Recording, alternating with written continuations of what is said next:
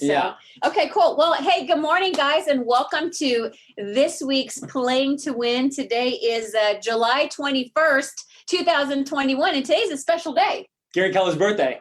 Gary Keller's 64th birthday. How amazing is that, right? We were texting this morning about that. Appropriate. It is very appropriate. For sure. There are so many connections with you and me and Gary, right? Yeah. That's pretty cool. Yeah, yeah. It's pretty cool. So I'm so excited. The universe conspires. Well, in so does. many ways. In so many ways. And we are a living testament of that. Yeah, for right? sure. Of how we came to be. So, and how this all came to, like, how our paths crossed. Yeah, we'll jump into that. Yeah, let's talk about that. Well, I'm very, very excited. If you guys do not know this amazing human next to me, his name is Paul Campanaro.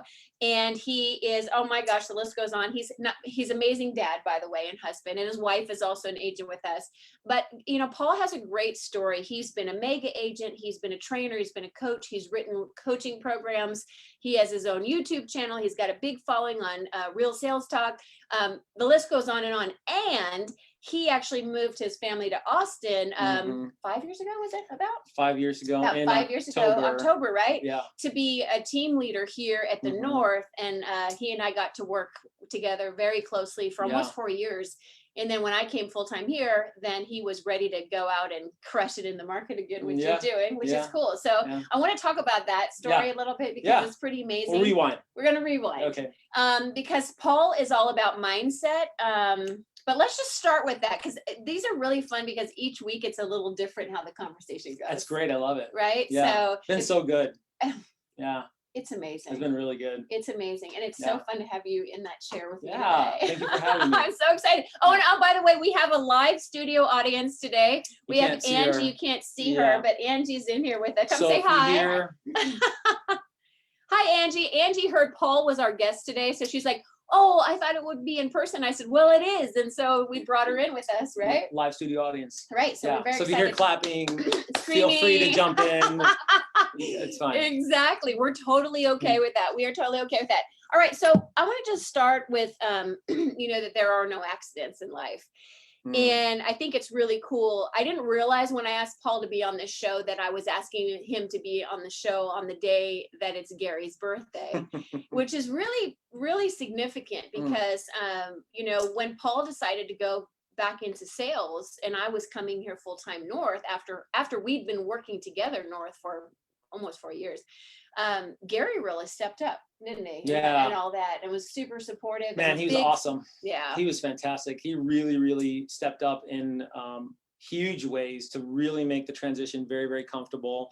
And you know what really stood out for me is how he showed up as a leader to appreciate his people, to go above and beyond. I mean, he gave me, I don't know if you know this, he gave me 2 one-on-ones. Oh yeah, you told me. Yeah. And then after that, he said, hey, if you ever want to get on my schedule, you know, go ahead and reach out and I'll have the assistant. I'm like, amazing. Okay. I will definitely So how was that? How was that one-on-one with that first one-on-one with Gary? So you now remember Paul's background. Paul is a mega agent disguised in many other things, but he's a mega agent at heart.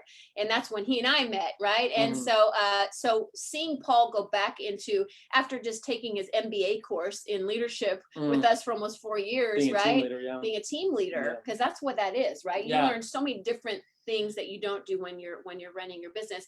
But then Gary, I had the conversation and we brought you back to Gary and he's like, I want to meet with him. And he was so supportive. And I admire Gary for so many reasons that people don't get to see, but that's how you handle people. And I had so much respect for that. So how was that first one-on-one with Gary?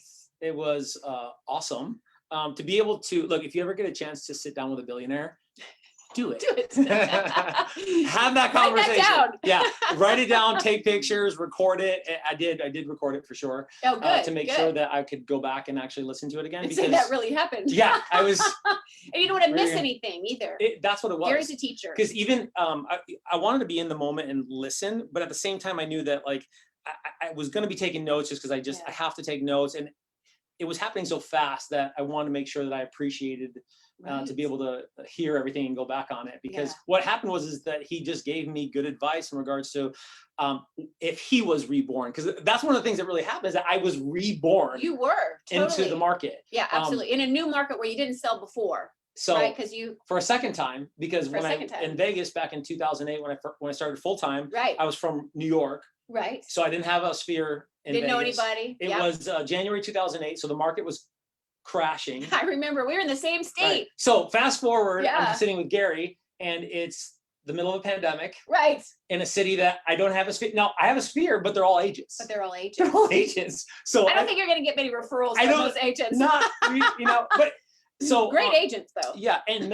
the referrals though from being in the network and being a team leader, that actually did help. Okay, awesome. So we just talked about how to get back into motion and what that looked like, and there was some obviously fantastic perspective, and super grateful for what Gary walks what he preaches. He really does. And to really be part of that and see that he really does. And that was one of the things that I got being in small groups with Gary throughout the years, is that the company really does care. It's a big fat company, and it's just a huge company, right?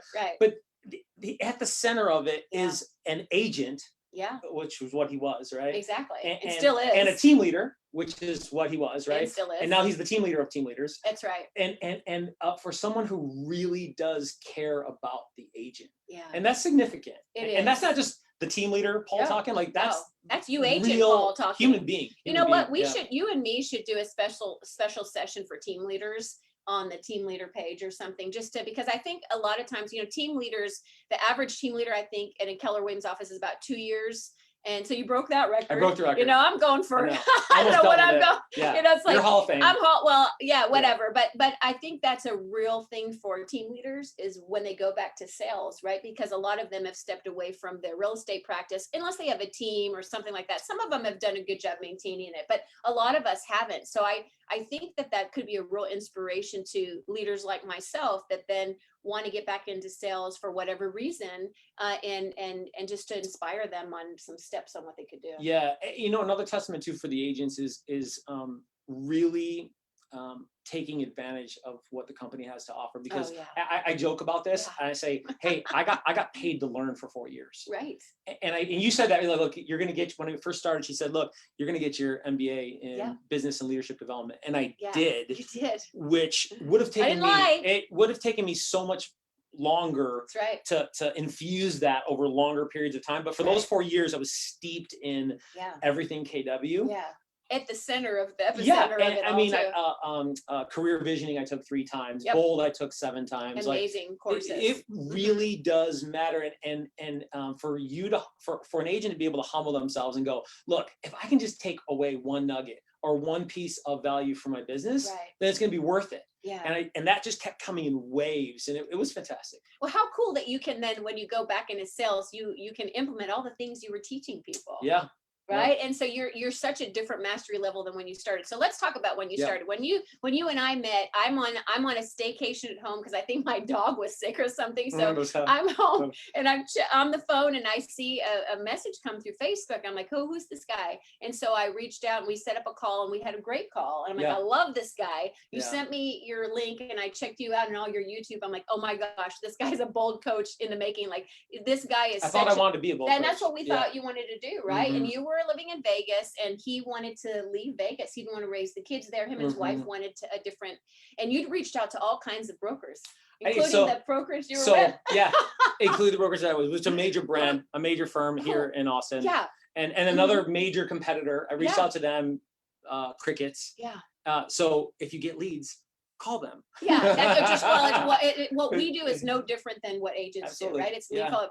So lucky me, I'm on the phone in my backyard, and I'm like, hey, well, we had a call, and we're like, oh yeah, we have to continue this conversation. And then you flew into Austin, and I got us on Diana's Kokoska's calendar, because I'm like, Diana, I've just met your next bold coach. He's amazing, because we really were thinking like bold coach, because that really, I mean, you were the productivity coach for for the company. You were leading your company in Vegas, which was #1 market share, which was not Keller Williams there. No, but they were the big gorilla. But they were the big gorilla, and you're very good at scripts and leadership and motivation, and so we had a great conversation, didn't we, with Diana? It's so I didn't know who Diana was, right? Yeah, if you guys don't know, newer agents to KW, she created Bold, Maps coaching, leading Maps coaching for many, many years. An amazing human being. Oh, she's won every award for Entrepreneur Woman of the Year. Whatever. One of those people you really just want to be around. Yeah.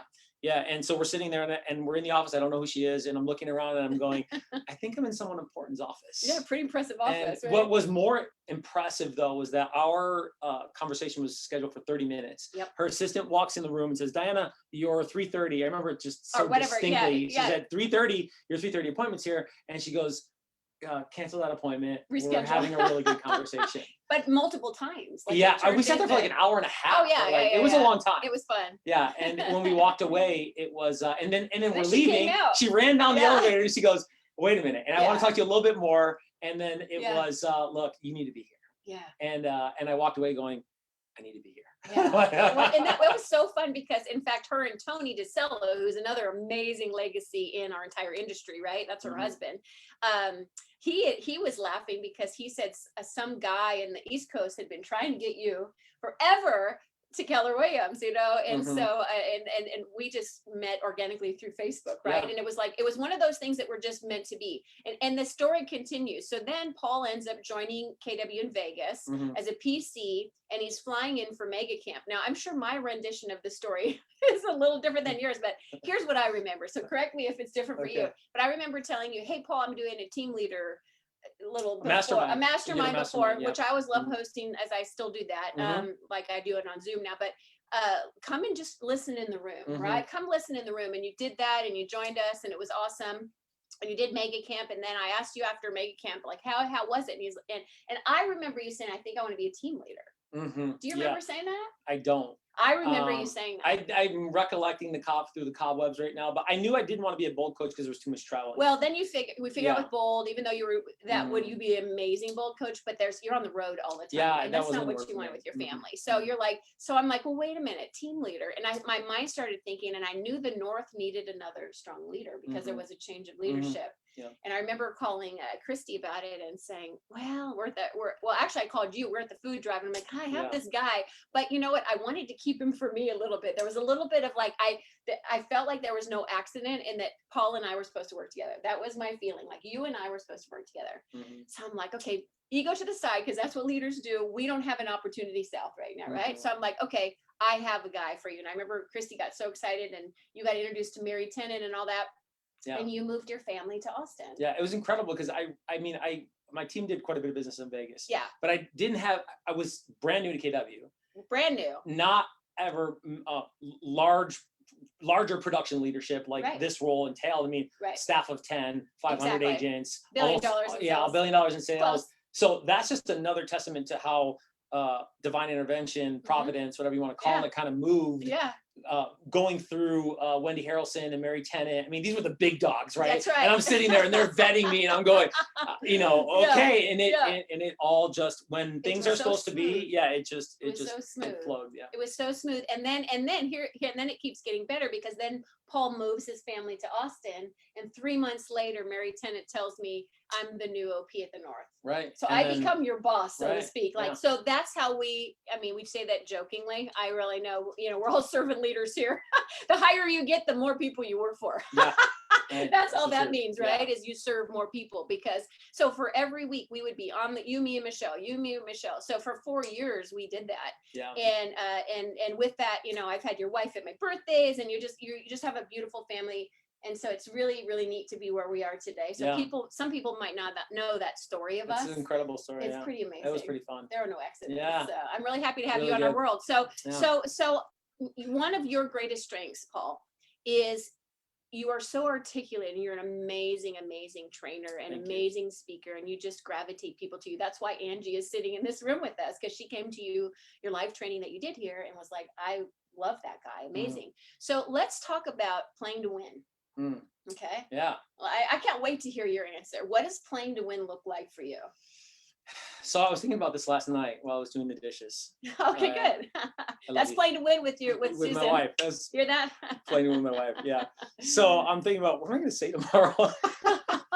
There's been so many good speakers that have come on and shared. And so for me, the lesson that I've learned in the last couple of years, in the last year, because it's been a year now that I stepped down. It is exactly a year. You're right. Yeah. Is that playing to win for me is being my most authentic self. Mm.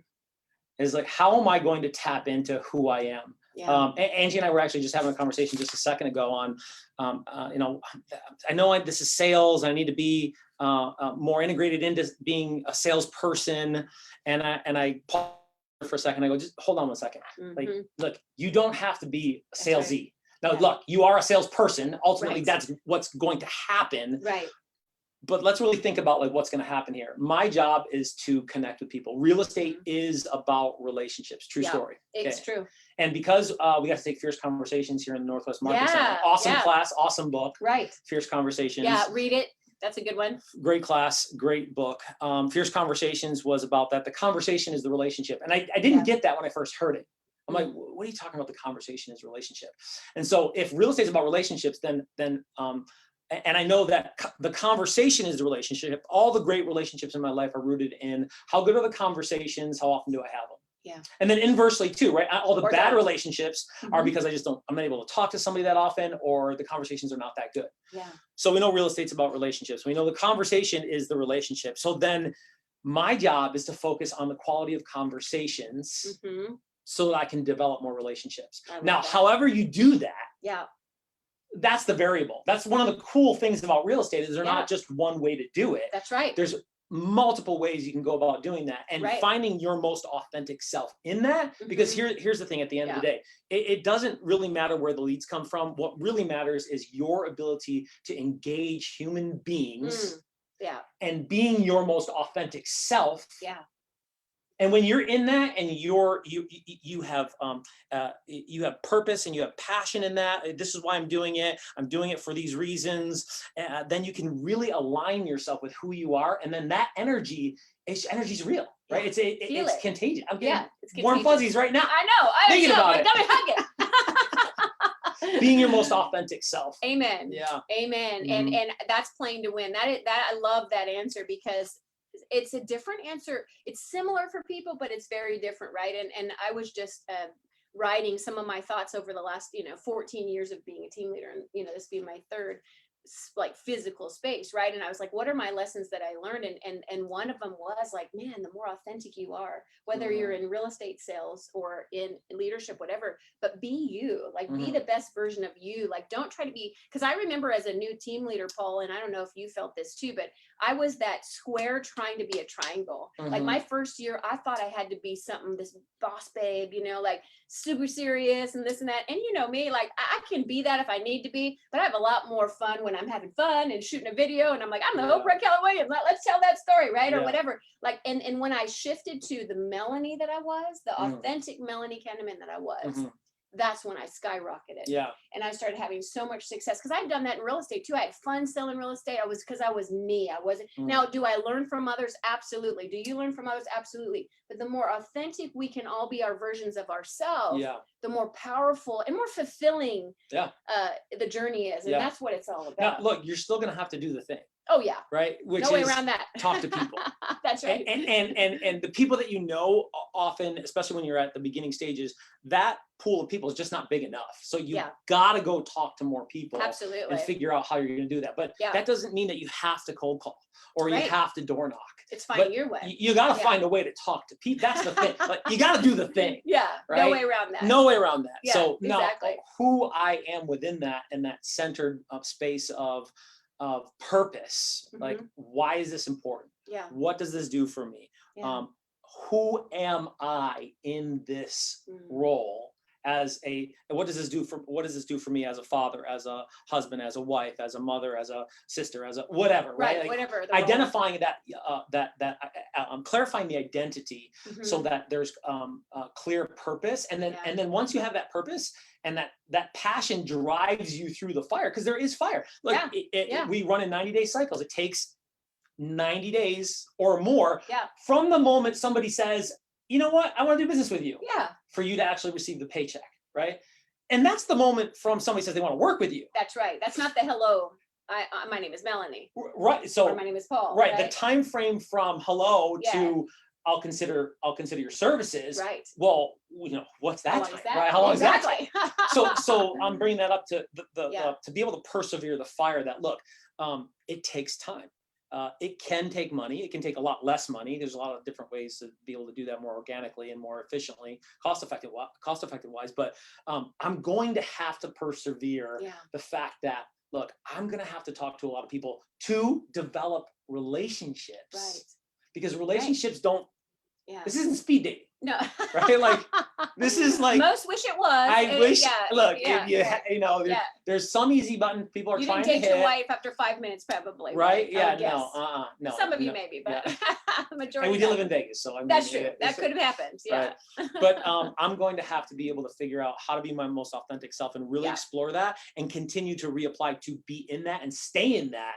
Because it's a marathon. It's not a sprint. Yeah, that's one of my favorite things. And people, get frustrated. They don't get to where they want to go fast enough. They don't get the results they want to see fast enough. And you actually just wrote a course, and that's what you were teaching in here, is that you're going to go travel and talk to some different offices about it. Isn't it the conversation is the relationship? The conversation is the relationship. I love that. And it takes away kind of the fear of people when they make it transactional. And here's the thing, if you have high EQ, the relationship thing's going to get you. You're like, ooh, that's my thing, right? If you're low EQ, that might scare you. The relationship part might scare you. You might not want the relationship. High D, right? Like, did you have initially, to learn that, for sure. Okay. I had to absolutely learn that, because the whole persona of team leader and mega agent and coach, look, those were all traits that I had to evolve, because initially I was so super high D. And it was about the execution and the results. Right. But that's not fulfilling. Realizing that, like, look, real fulfillment comes in the relationship. And even us high Ds, even though we want to admit we don't have feelings, like, you do. We do. Yeah. And well, it's like you get to the top of the mountain and you're by yourself and you're like, wait, nobody's with me. Right. So figuring out who you are within that, so you can focus on, okay, well, what do I need to focus on to enhance so that I can connect with more people, serve more people, and then from there, everybody. And then did it become more natural for you when you made that decision of like, oh wow, that this way is a better way? Because that's conscious growth, self-development when you do that. Yeah. Well, it was tapping into who I wasn't. Right. And then understanding who you weren't yet. Who I wasn't yet. Exactly. Who I wasn't yet. Who you weren't yet. Who I wasn't yet.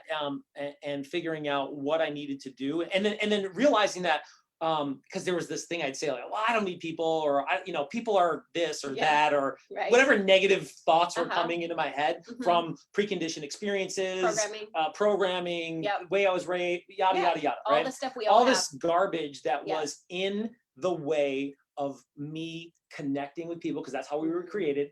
That's just the way we were created. We were created for relationships.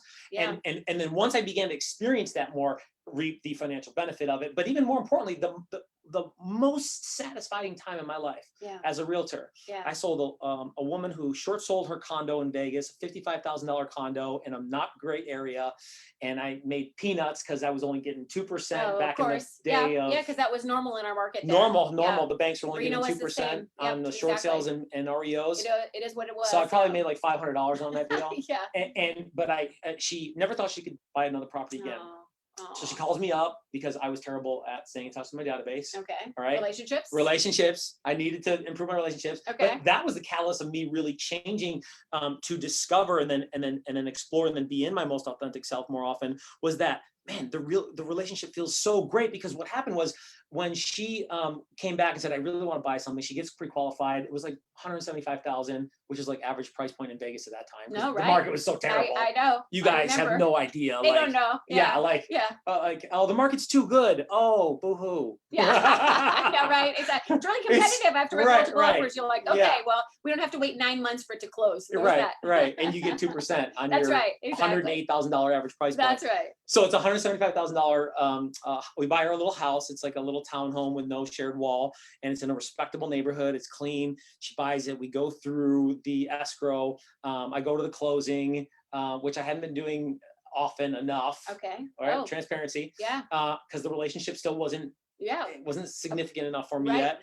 And I show up, and she's like, Paul, I didn't think I could do it. I didn't think I could ever own a home again. Kendra Richardson, she's a beautiful soul. And she starts crying. I start crying. We were hugging, and I'm like, this is better than any paycheck I ever got in my entire life. And then you got it. And I got it. And I got your heart. it You touched got my it. heart. Mhm. But and then going, wait a minute, feelings are good. I do Well, like serving. Like it right. is about connecting Yeah. with people. And all of that other good stuff that I had as far as execution, perseverance, Yeah. prospecting, all Right. fine. Right. But let's not ignore the fact that like this still is about people. It's all about people. And it's about the first person. Yeah. What's going on up here? That's right. What's going on in here? That's right. What a transformational moment for you, because when you are raised a certain way, you were taught to be Paul by you grew up in New York, right? A certain, awesome, Yeah. everything. There's no judgment there, right? So you were taught to be a certain way. And when you have that moment and you're doing these things and you have a pivotal moment like that, Mhm. where you realize and self-discover, wow, this is so much more. Like I've been missing that. Like that is what a cool transformational moment for you. There's not many other industries that allow you the opportunity to really look at yourself in the mirror. Because here's the thing. Look, we all experience some level of dysfunction. Yeah. Oh, okay? Yeah. We all do. Or we're okay? all in denial. Are in denial about it, okay? Because it's not always about what the traumatic experiences which may have happened, but sometimes it's Sure. about the stuff that doesn't happen. Oh, absolutely. The little things that don't Absolutely. happen that Yeah. cause us to Mhm. just be a little Certain way. weird, Yeah, right? About right. how we interact with people or Yeah. what we think. Yeah. And for this job, our ability to really transcend that, to be able to put someone else first, Yeah.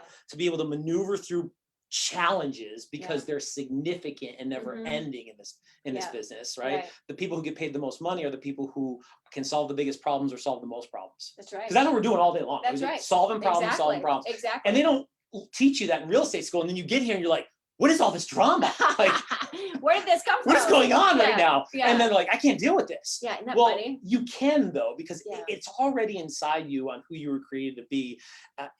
It's up to you to be able to make the choices to like get in there and explore that, to find like, who am I and what do I really want? Yeah. Not many industries provide that opportunity. That is so true. Yeah. I think about Gary Keller always saying, if you don't take care of your body, where are you going to live? And he's talking about stress management and being healthy, right? And that's one of my big journeys. And you know me very well, so you know what my journey's been. But I think about it's all these fires you're talking about, people put out all day, every day, and yet if you don't take that all in, like if that doesn't take you down, because if you do have a high empathy, like I feel people's stuff, like that's one of my leading strengths is empathy, and I feel what people feel. Like that's why I'm in this role so long, is that's all. Like I really enjoy the relationship too, but it was too much, right?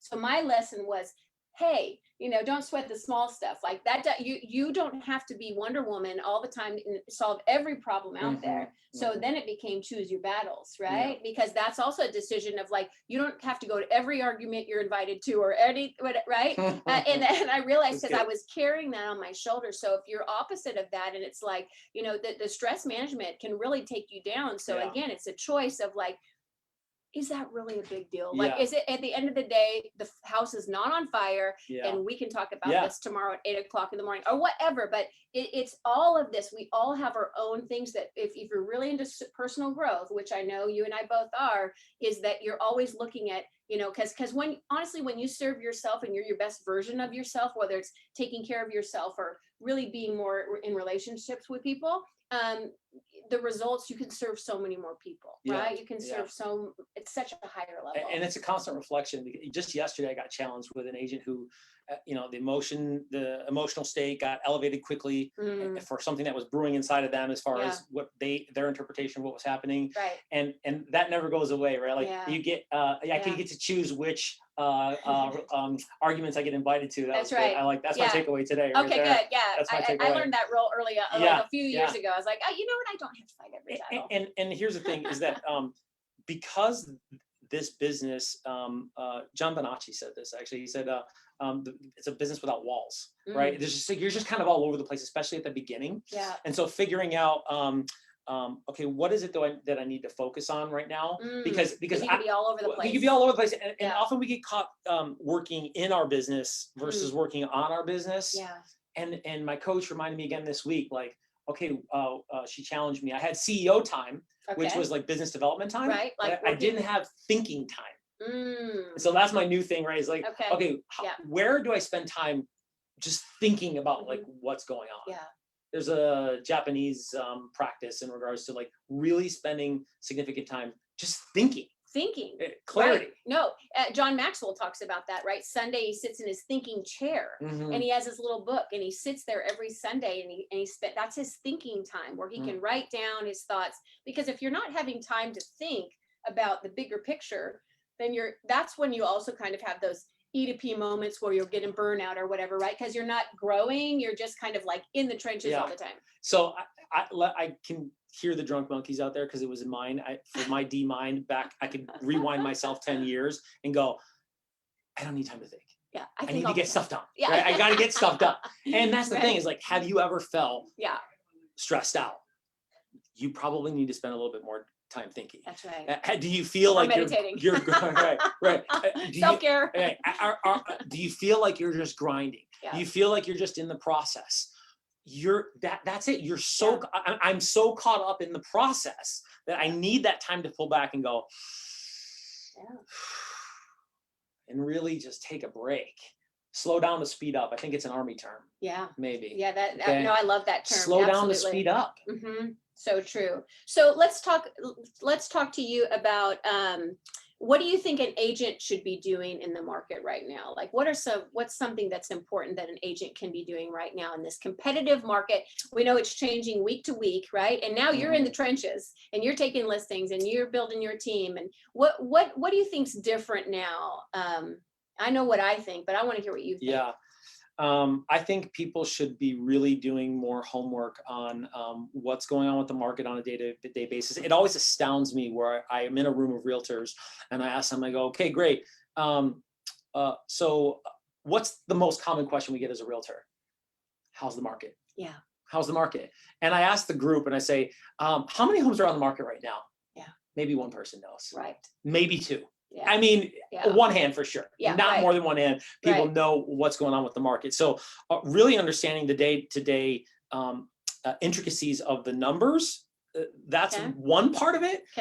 Because do people know, do even you know, like the market inventory doubled in the last 30 days. Right, like, exactly. Did you even know that? Exactly. Like, and the sales to list price, right, is dramatically changing too. Right. So the market's shifting. 2 or 3 weeks ago, the people who are paying attention, we already knew this. That's right. And we were already communicating this because you're not going to get this on the news. No. There's always a lag there. Months sometimes. Yeah. Right. Sometimes years. Sometimes years. Depending where you are. Right. So, but I'd also be sourcing, okay, what are people doing to deal with this market differently? Because I think one of the things, especially within the last few months, is how do I get my offer accepted? Because while the market is slowed, there's still a lot of competition. Sure. Yeah. Right? Sure. Prominent figure in the coaching industry and I were having a conversation a couple of weeks ago on how do I develop the relationship with the listing agent. Because you can write a great offer. Okay, there's all kinds of tricks and things you can do to make sure that your offer is nice and tight and very well presented. Right. But and when he said this, a light bulb went off and I'm like, oh yeah. He's like, think about the last multiple offer situation that you were in. And at the time we were talking about a property I sold $325,000 over asking price. That was awesome. Right. Okay. I know, right? And 5 of the Sellers offers, are loving that. Right? 5 of the offers were over 1.1. The asking price was $875.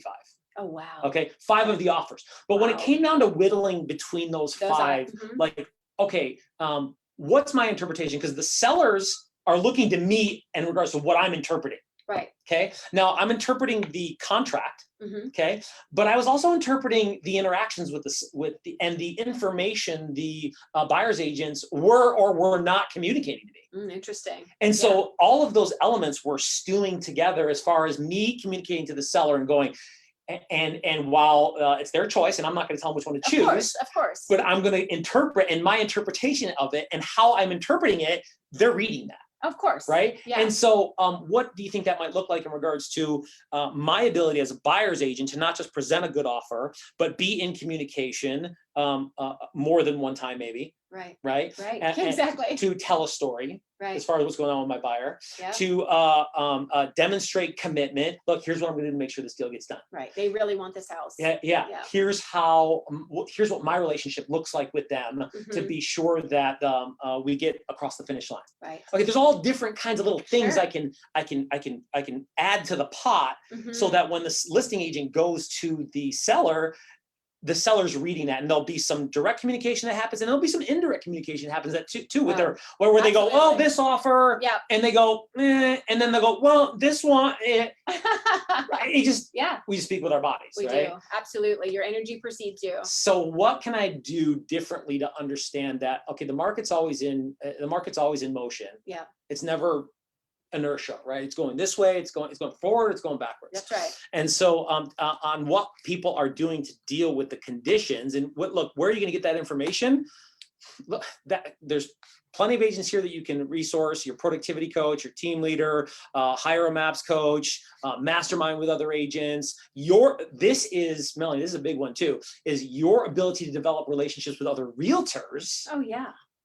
Yeah. This is one reason why that's a benefit. Yeah. To figure out, okay, what do my relationships look like, so that I can have better relationships? Of course. And I think that's a really totally underutilized. Yeah, absolutely. I remember so many times, when we're doing our big team meetings in person before COVID happened. Now everything's virtual, but even sometimes I'll break them in a Zoom room. I'm like, you guys need to know each other, because when you have a contract come up, now you know Paul, you know Angie, you know Gulai, Memo, whatever, right? Because it is about the relationship. Because if I know you and I have all these offers, I'm the listing agent, I can't help but say, these are all about the same offers. I know this person. I don't know these other agents, and I know this person's a great agent. And it's your decision. And I know we're not influencing them, but relationships matter, because if you do a good job and you're a person with high integrity and you're always doing the right thing and not trying to beat up the other side in a transaction, that's the other thing. Is like, why would you do that? Like, life is too short. Don't make the other agent your enemy. You're like, you guys are in this together. You have a goal to get to the finish line, to help that buyer and seller make this as seamless as possible, right? And so we're in this together. So think about that. I think also on the other side, right, is like the person you're working with is always treat them with respect. I remember one of my first deals in Reno, because we were in Nevada selling at the same time, and it was one of my very first. It was very complicated, and this was a broker who'd been in the business like 50 years, had his own company. And at the end, I'm like, man, I'm so glad we made it for that finish line. Whew, that was like one of my first deals. And he's like, what? That was one of your first deals? I would have never guessed. You were so professional the way you handled it. And that was just the life skill I had from running movie sets. And I would never tell somebody that, but I had great resources. I had a great coach that I could ask anything. Well, your ability to care and to connect, because that was something that was already inside of you. And then you humbling yourself to, look, I got a resource. The broker, the company, right. And that's where agents are like, well, I got to learn. Yes, you do. Yes, true. But here's what matters the most. This is what we were talking about earlier. It's not so much what you don't have, it's what you already have. That's right. Yeah, I love that. Like a single mom, or a mom, not single, but it doesn't matter, right? Like a mom. Well, I've never been in business before. Well, you ran a freaking household with 3 kids. Right. Or you're doing whatever you're doing with your family that's entailing a lot of organization, prioritization, communication, overcoming objections. Yes, patience. Those are all relevant skills. Totally. To being a successful business person. Absolutely. Absolutely. I love that. I love that. So are you coaching in fun? Because fun may not be your word, but interestingly enough, your relaunch and reinvention into real estate is during COVID. And then on top of COVID, now we've got this super intense, and we're seeing it's kind of normaling it, whatever that word is, like it's not as super crazy as it was, which is just normal. But we're feeling that, like you said, you're watching the numbers and stuff like that. What about with sellers? Like, are you educating your sellers any kind of like preparing them in a different way for what's to come, especially right now where they heard something happened? So 2 months ago, right? The 350 over ask price. I got caught in that. I got caught in that. Is that I'd never been look, I was in real estate part-time 2003 through 2008, and I just was tinkering around. I was investing. But those years in Las Vegas, 2003, 4, 5, and 6 were extremely hot years. Oh yeah. Lots of appreciation. Yeah. Nothing like with what happened here.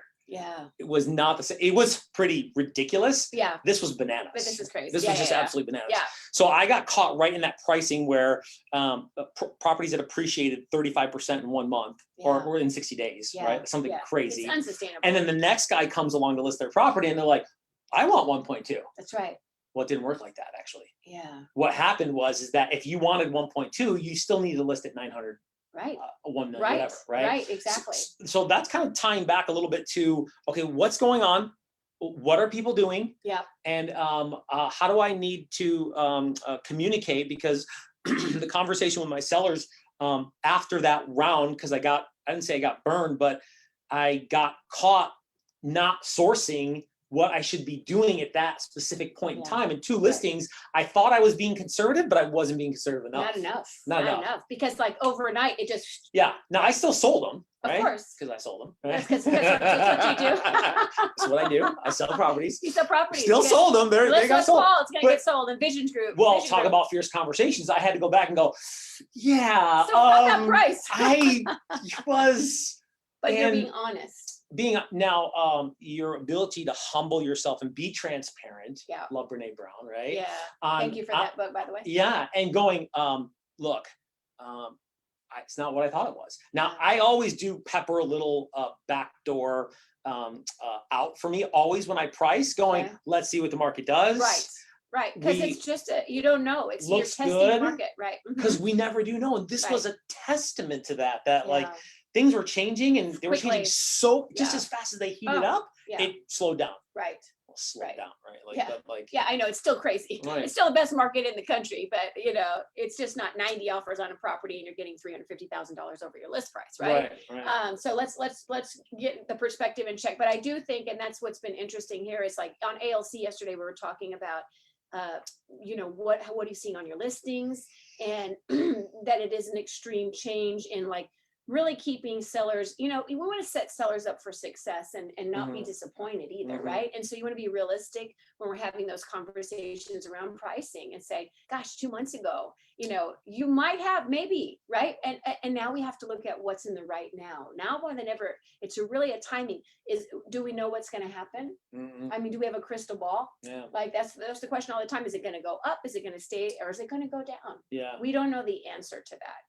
All we can do is, so what do you say when the sellers ask you a question like, where do you see the markets going? Do you have when they're under contract, or when they're when they want to list? Yeah, when they want to list. They're it's a pricing conversation. So it depends where I'm at in the conversation with them. If it's a prospect and I'm not in a presentation, then that's a great question. You know what? Sounds like you're interested in what you want to do. Let's sit down and talk about it. Right. Because what I really want to do is a casual conversation is okay. Right. And I can sprinkle a few little nuggets there, like, hey, that's a great question, because the market's been so crazy the last 6 months. Is that what you've experienced? Is that what you've seen? I want to continue to ask questions versus do this too long. Right. Because I do this too long, and look, no matter how cool you are or how good you look or how smart you are, they stop listening. That's right. So you need to ask questions to keep them engaged in the conversation, and sprinkle some good little nuggets, like the market's appreciated over $100,000 on average the last 6 months. The inventory's doubled in the last 30 days.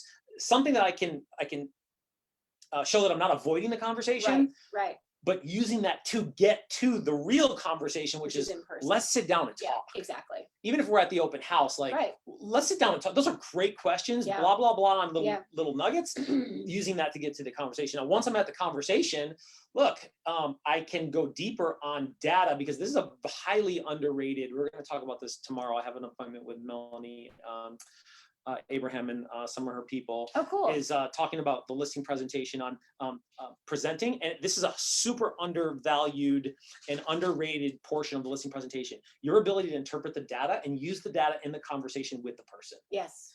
To really know the data. Yeah. And you don't have to know the area or have experience with it, because you can hyper focus that study for what's happened in the last 90 days or 30 days or whatever, and really study those comps, and then be able to use that for, okay, this is what's been happening, and this is what's going on. Yeah. Because I can't predict the future. Right. But based off of what's happening and what's going on, and I'm deep in that. Yeah. And I'm asking great questions. So how do you feel about that? So what are your thoughts on that? Right. 2 fantastic questions that people don't ask. That's right. What do you think? How do you feel about that? Because when you start talking about what you think and what you feel, you have no idea where they're at. And they don't care. That's true. All of life is a self-discovery process, people. It is. So you've got to hear where they're at. Yeah. And Now they do in a scenario like that. We're talking about them wanting to know what we thought about the market, Yeah. of course. Right. But at the end of the day, the data is the data, and I can't make decisions for them. And they need to make decisions based off of what's best for them, based off of the data that we can provide, and how I can intelligently talk about it.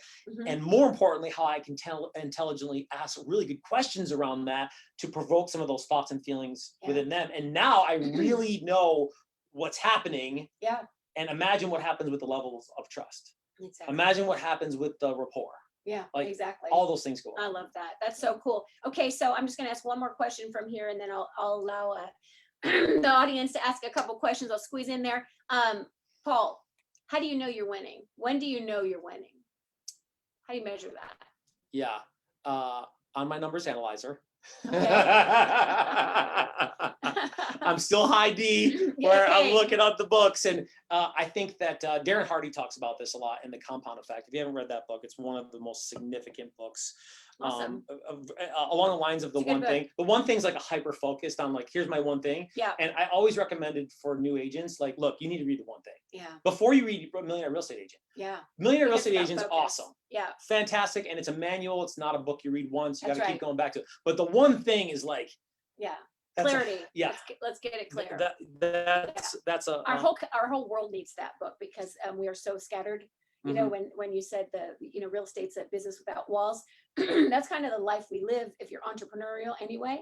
So I think anybody needs to hear that message of like, woo, it's like, bring it in. Okay. And then the compound effect. So how I know I'm winning is to really track what I'm doing. And that's the hard part. That's from going E to P. Yeah. Right. Is entrepreneurial to purposeful. Right. Because some of you guys are really good at talking to people. Some of you guys are really good at structure and organization. Fine. That's cool. Now, this ties even to what we were talking about before. What am I not good at? So that I can understand how I'm winning and if I'm winning. Yeah. And whether you're let's see if I can, who's high C? Whether you're Julie Galarraga or whether you're Lori Flood. Two different personality types, right? Totally. Both win big. Big winners. Both win big. Yeah. But I'll tell you what, at some level, and I know because I've consulted with both those teams, right? That they're paying attention to what's going on. They are.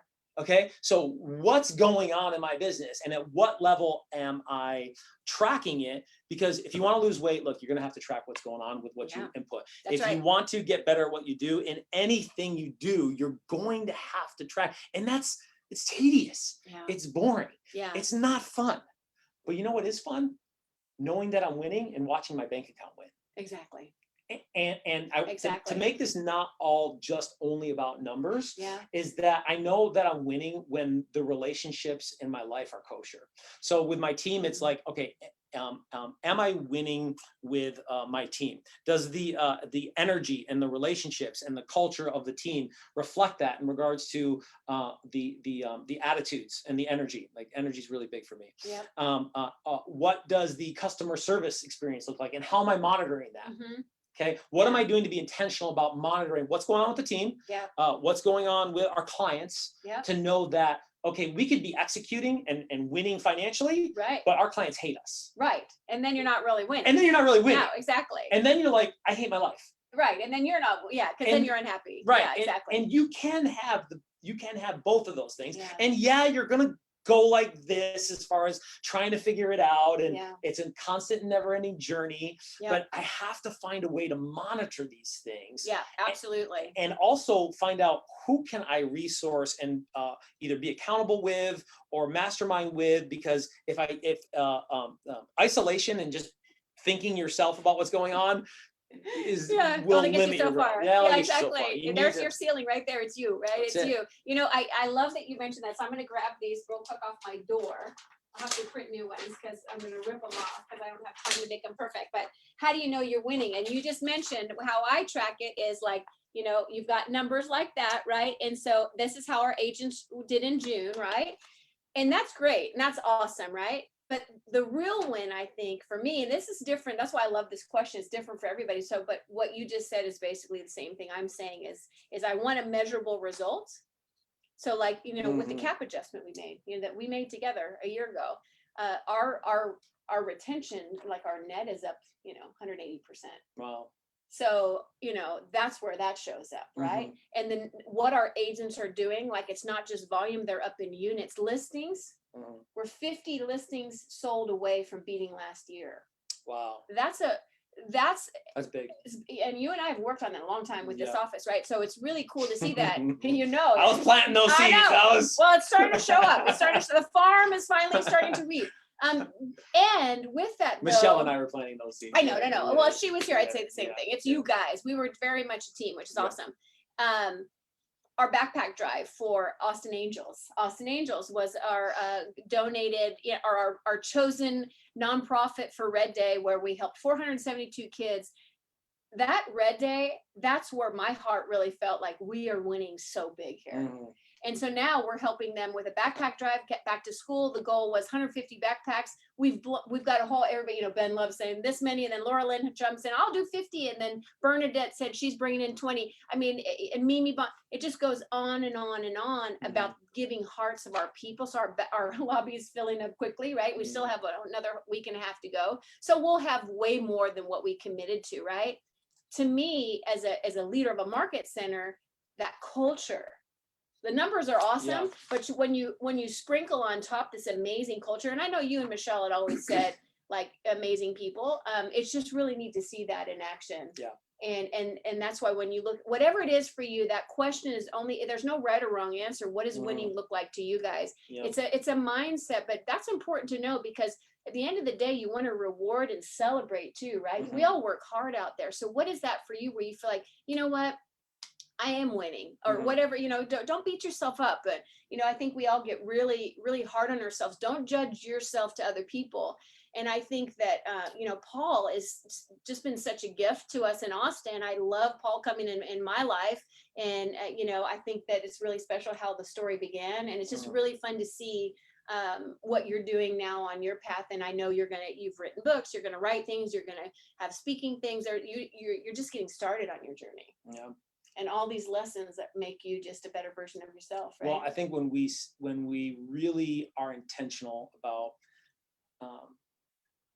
exploring our most authentic self, and we're really adamant about continuing to pursue that, then there's more peace, and there's more love, and that begins to permeate and saturate into my business, into my activities, into my people, into my clients, and then it all takes care of itself. But I do have to, when I said do the thing with prospecting and talking to people, right? Of course. Is I got to do that thing too, and be intentional about my thinking time, my meditation, my prayer, my self-development, whatever it is, to really look at myself in the mirror and go, okay, what am I looking at here?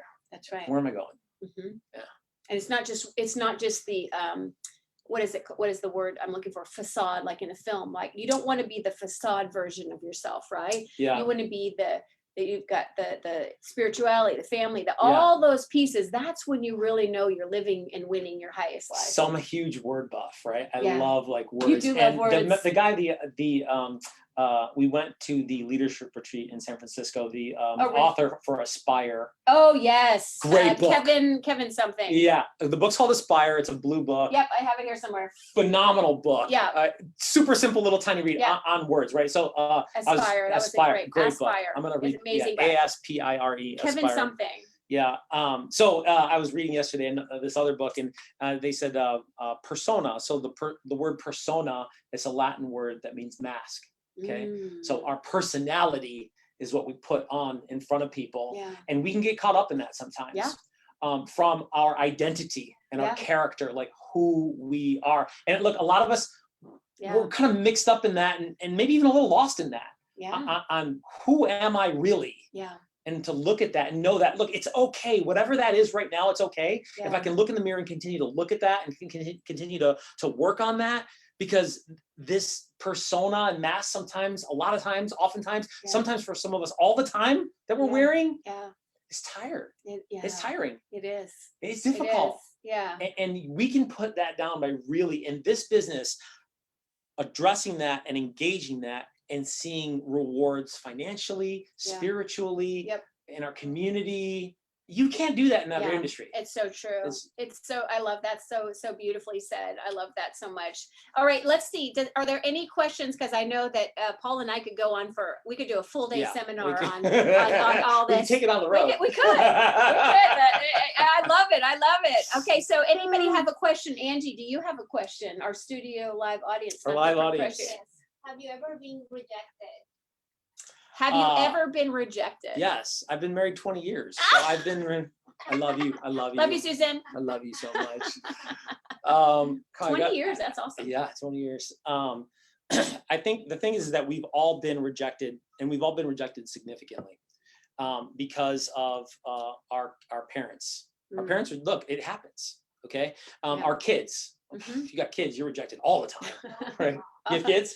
Oh yeah. So they reject you all the time. Oh, yeah. Right. So I go to mom keep you comes grounded. in, and says, well, this rejection, come on, you've been rejected That's right. millions of times That's right. already in your But life. it hurts. Sure it does. It still hurts. So Yeah. how do you overcome? Yeah. The question is, how do you overcome rejection? How do you overcome it? Is I think that when tying this back to when you have clarity around your identity, then I know I'm not a salesperson trying to get people to do things. Mhm. I'm a human being who's looking to connect, to explore possibilities. Okay, that's a nice, beautiful, rainbow, sunshiny way to say it, right? But the thing is, So what is are you really saying, Paul?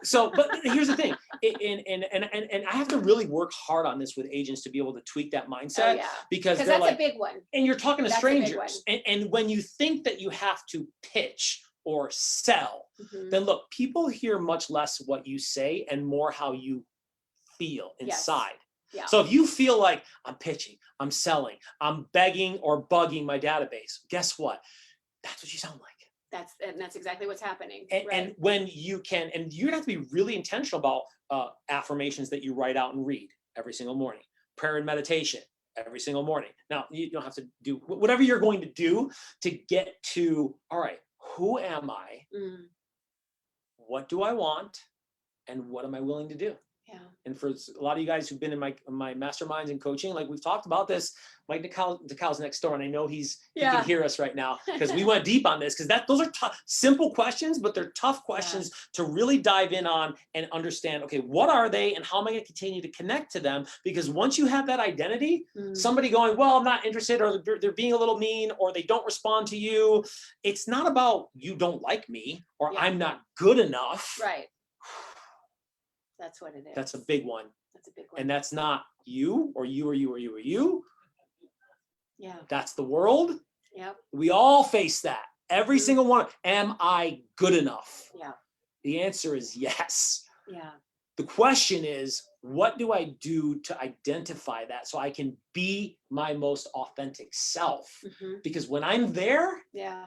it doesn't matter what's happening around me. Yeah. No, look, that's an ongoing, okay? Hey, That's- we still battle this. That's not, Angie. It's not a mastered thing. I mean, we still don't like rejection. Trust me. We even though we seem like we're masters of that, mine is a little different because you come from a D background. I come from a people pleaser background, right? So my thing is, I want to be loved. I want you to like me, and I'm going to show you that nobody's going to take better care of you than me. So how in the world could you say? Yeah, why don't you like me? Like, what's your problem? Going on? And what I realized, Angie, is in that situation, and rejection can be many things, but let's just say somebody doesn't like you. Okay, let's just go real basic. If somebody doesn't like you, well, guess what? When you get okay with your most authentic self, and you say, no, I'm pretty awesome. And I don't mean that from an arrogant ego at all. I just have healthy self-ego. That's key to everything. I'm okay with that. And what I realize is sometimes it's more about them than it is me. Yeah. It's their programming, and they don't like, and because I've had that since I'm a kid. Why are you so happy? And like it's a bad thing. And I'm like, I don't know. Am I? Is that not normal? Yeah. I don't know. I just like to laugh. I don't know. Do I have sad days? Do I cry? Absolutely. Do I have really bad stuff happen to me? Amen. But I choose every day. So when someone, so I don't even look at it as rejection anymore, but that's mastery. So you have to decide that you're enough and you're good how you are. And then when I heard that, in Keller Williams' class when I was new, I can't remember who said it. It might have been Gary or somebody said, every no is just a closer step to a yes. I just have to find that person. I have to find that person. So it actually, rejection became less about me. It's not about me. It's always about them. So if I take it off me and put it on them, it's not even about, do they like me or whatever. I don't care. But if I have an off day, I know it. Yeah. I know when I have an off day because I'm selling. You really have to be super duper duper duper intentional about exploring that and identifying that and connecting with that. Yeah. Because it's like every day you take a shower. I hope you take showers every day, right? Like you have to take a shower every day. Don't answer. No, right? That's old. I think that's a Zig Ziglar or a Jim Rohn thing. Like, look, motivation is like a shower. You have to take it every day. Yep. Okay. Because here's motivation wanes. You feeling like you want to do things goes away. Yeah. Every day. Yeah. So for me to be able to persevere, which is what I really want, when I have a solid and a strong sense of my most authentic self, then I can more quickly dismiss things. Yeah. I won't be perfect, but I can more quickly dismiss them. And instead of looking inward when somebody rejects me, I'm looking outward going, what's wrong? What I miss here? What's happening? Or what's going on? And it's not an internal thing. It's an external thing where I'm going, okay, this is not inside of me. I'm awesome. That's right. I love people. That's right. Like I'm really good at what I do. And this is another thing that's unique about our business is that people need what we have. That's right. They don't need a mouse or a keyboard. I mean, arguable maybe with technology these days, but they don't. They need shelter. Yes, they do. And when it's time, real estate. This is it's like the top 3 or top 5, right? Of significance Food, water, in regards to what and we somewhere do. to live, right? Yeah. This is a noble, a necessary business. Yeah. And I'm awesome. Yeah. I've had this conversation with my agents on my team. Like, look, we're awesome. Yeah. We come from good intentions. Yeah. We got a good service. Yeah. We got a good product. Yep. And all I'm looking to do is create conversations to help people. Yeah. And if they don't need it or they don't want it, fine. If they're a little cranky about it, look, there's something going on over there. Yeah. Because we're good. Yeah. Yeah. And I think it's also a mastery skill, like, and you'll get that because you're newer, right? But it's also not every person deserves your time equally, right? So you might get rejected from somebody who's just not even ready. It's not even the time for them. They're not serious. And so I spent a lot of time chasing rabbit holes my first year, like, a lead. And then I realized, oh, wait a minute, that is not really the best use of my time. Let's find the people that are really motivated, right? Because part of that feels like rejection when, like you said, it's not about you at all. It's about they're not ready or the timing's not right or whatever. And so just that letting go of the decision you're making around rejection, like, if you can diffuse that and let it have zero power on you and just say, I'm here to help as many people as I can today. Yeah. The question is, how are you going to pursue it? Yeah. That authentic self. How am I going to pursue that? Yeah. Yeah. That's an awesome question, though. Such a good question. See, thank you for being in our studio audience today. You're amazing. All right. Any other questions before we wrap up? And let me check on the Facebook Live real quick. Silas, you're quiet today. Gulai, anybody? Coco. Let me see if there's anything on the chat. If I open that Facebook one up there, it will make noise for us. And I see 2 comments there. So, okay. All right, Pauly. So what are you working on right now? I'm working on building the team. Okay. I'm looking for some relationships to. Okay, so you're growing. Yep. You're looking for talent. Yep. Because I really want to stay in my lane. So Chris Suarez did a great talk. Thank you, Ben Love, for sending me that link. Oh, awesome. One of the reasons why I'll never leave KW is that I actually do go out and resource everything that we have, and then over and over and over again. Yeah. Chris was talking about. Chris is a huge, super duper mega agent. Yeah. And he's talking about partnerships and the significance of partnerships, right? Because we can't, especially people think that, we can do everything. We can't. Yeah. And we're not good at it. Yeah. We're good at certain things, right? Right. I'm good at talking to people. I'm good at numbers. I'm good at marketing or whatever, right? Yeah. And exploring where I can stay in my lane, because my lane is encouraging, business building, training, that's my lane. And so really figuring out the next steps with that, Yeah. and making sure that I spend more of my time in my lane. Right. So Goes back to that thinking time and the right Yeah, the growing yeah, part, right? And then you yeah. grow, and that's the beautiful thing is you can have it all, right? You can do all these things, Mhm. and you can. And I mean, Chris Suarez is a perfect example of that. Yeah, so that I can look. Gary says it right. There's so many KW cliches that I use all the time. Yeah, I love People it. are like, "Oh, that's outside of KW." They're like, if I'm coaching Yeah, someone, or they, yeah. "Oh, that's awesome!" Like, yeah, it's good. The purpose of your business is to fund the perfect life. That's right. Right. Mhm, yeah. And so these things that I have a venture capital project where I'm working with a partner That's on, right. on a couple of That's really so cool. cool major things that Yeah. are way outside of what I've normally What you've done before. Yeah, I love that. But I've been able to use my blessings in regards to what I'm good at and being in my lane, Right. and apply that to something else and create additional blessings for other people and for Yeah. myself and for my legacy. Yeah, it's and really cool. and that's all fulfilling stuff because Yeah. it's coming from contribution and growing. Think how much bigger your world has become. Yeah. It's And you're just starting. out. Okay, and there's okay, so Michelle asked, how do you go about opening up conversations with people you haven't spoken to in a while without seeming disingenuous? Yes, that's a great question, because I had that problem. Super high D. Mm-hmm. I'm like, well, Oops, haven't talked to you for a while. Yeah. Do you have any business? No. Okay, bye. No.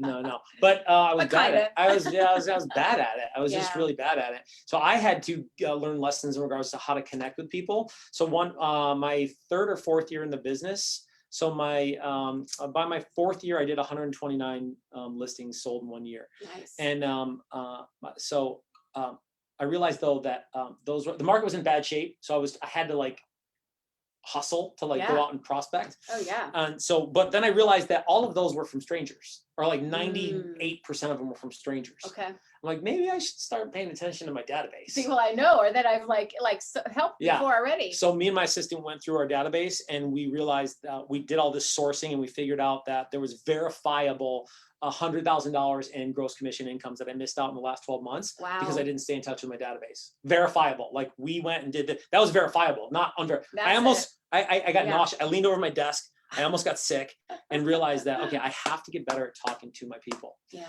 And the way to not be disingenuous is, how am I going to be my most authentic self? Look, the Ford model, right? We learned this in Ignite. Yeah. It's a fundamental. Yeah. Family, occupation, recreation, and dreams. You don't want to beg or bug? Don't. Then don't do that. Call them and prioritize. I love Grant Cardone talks about this. He goes, look, the purpose of the call is to make the connection. Listen for opportunities, or this is me now, is listen for opportunities to be able to weave in real estate. Talk about, I was at this new community and I was looking at this new property. I was just came from a closing. I just got off the phone with a client. I can weave that in with where I can talk about real estate, but not sell real estate. Yeah. Because if I come from wanting to connect and I ask about how their family's doing, occupation, recreation, and dreams. Now, by the way, if you're new to the business, you haven't done this before. Yeah, so you making the activation call, Mhm. okay, there's a script for that I use in the playbook, and it's hey, I'm just, there's KW has scripts too, right? It's hey, I'm just checking to let everybody know, and I'm activating to let them know, hey, I'm a realtor now, and I'm gonna stay in touch because I like you and I respect you and I love you, and I just want to see if there's anything I could ever do. Is that okay? If they like you and love you, they're going to say, fine, no problem. Right. Yeah, sure. Now I've laid the foundation for me being able to continue to stay in touch with them. What am I going to say? Yeah. Don't worry about what you're going to say as far as trying to sell real estate. Don't sell real estate. That's right. Just connect with Just them connect. and talk to them. Right. And then you'll find opportunities to weave in real estate or be able to ask for a referral if it's necessary, but you don't have to do that. I know and people don't realize that. So are you talking about also a past client? Would you say that same thing too? For that past you haven't talked to in a long time. So like that's all a little those bit there. 121 9 listings you took that you're like, oh my God, they're all strangers. Well, they're not strangers anymore, right? So what do you do like when they haven't heard from you in a long time, you've not been great? What would you say? Yeah. It's ring. You pick up the phone and I go, hey, Melanie, it's Paul Campanaro. How are you? Paul who? Yeah. Hey, I haven't talked to you in so long. I am so sorry. And then I shut up and I let them respond because they're going to go. Now they like me, love me, right? Yeah. What are you sorry for? And they go, well, yeah. Then What are you sorry for? they start backpedaling into, what are you talking about? It's fine. Yeah. I haven't called you. Don't worry about it. No problem. Right. Now we're right back at square zero. Exactly. I Right? love the apology call. The apology, Yeah. but so quick because it's coming from, you're not asking for something right away either. But you got to let them forgive you. Yes. That's the key. Hey, I'm so sorry. I haven't called you in so long. And then take a breath and be quiet and let them forgive you. It might take a half a second, and that half second to you might seem like 30 seconds. let them forgive you. Right. And then once they forgive you, you're back and go, how are you? Yeah. And then when the family, occupation, recreation, and dreams. Right. And then when it finishes up, go, hey, you know what? I've made a commitment to stay in touch with people better this year, especially with everything that's been going on for COVID, especially because it's the brand new year. So many reasons. Especially because it's the holidays. Yeah. You could find any reason to say that. Yeah. And go, do you mind if I stay in touch with you and just give you a call every now and again? And they go, yes. Yeah. Boom. You're right back in the flow. Exactly. I love that. Michelle, I hope you heard that. She said yes. Okay, perfect. That's awesome. Cool. Well, you know what? We could go on. Any other questions from you? You're good? Thank you for being in our audience today. Appreciate you. And okay, so next week we have Silas. And next week's gonna be a little different because Silas and I were just reviewing his first year in the business. And he has done 20 deals in his first year. He was new to Austin. He moved here in March, right when the pandemic and the city's closing down, got his license, and then actually did 20 pieces of business in year one, not knowing anybody. And so we're going to change gears next week. And really, I want to inspire people to see, like, what's getting in your way? Yeah. What's getting in your way for getting into action? Because Silas doesn't have a database here. He didn't know anybody, right? And all that. So yet he made that happen. So we're going to talk a little bit about his strategy and his experience. So we're going to shift gears a little bit next week. So if you're a new agent, you got to listen to that call. Yeah. Or if you're an agent within the 3 years of doing business, yeah, you need to have that call. Or Right. if you're an agent more than 3 years and you did Just 20 listen to that transactions call. last year, you need to listen to that call. just be here next Wednesday at 10 o'clock. Paul, we're gonna have you back for more stuff. I like the idea of the reinvention conversation to Mhm. inspire team leaders, because I think one of the things I'm most proud of your and my relationship is how amazing we handled our whole relationship from beginning to where we Yeah. are today. A lot of challenges. And I am Mhm. so proud of you, and it's just so fun to have you here today. So thank you for your sure. time. For I'm sure. super excited. Oh, come here, and we have another guest. It couldn't be. I the gave you a same. shout out, by the way. Yeah, you did. I gave you a shout out. Okay, We do you did. want to do did you want to do your best interview? This is Pauly 4 Phones, and I'm telling you, conversation is the relation. What's the motivation or the situation? If you need to know, call Pauly today. He's the That's master, pretty good. That's right? pretty good. Biggest That's pretty compliment good. somebody can give is That's when they pretty can make good. you. Yeah, That's pretty good. that's He right. hijacked my station once, and he came in here with all new agents. Yeah. I don't know if you ever saw that. I don't know. I did see a video, Yeah, so I yeah. do know in the Yeah. jacket, you had Yeah. Yeah. Yeah. Anyway, well, thank you guys for all being here today. Angie, thanks for being in the room with us. Thank you for letting Don't me. make it happen. Paul, thanks for being in this world. We love having you. Bye, guys. Go play to win. Go play to win. You got this.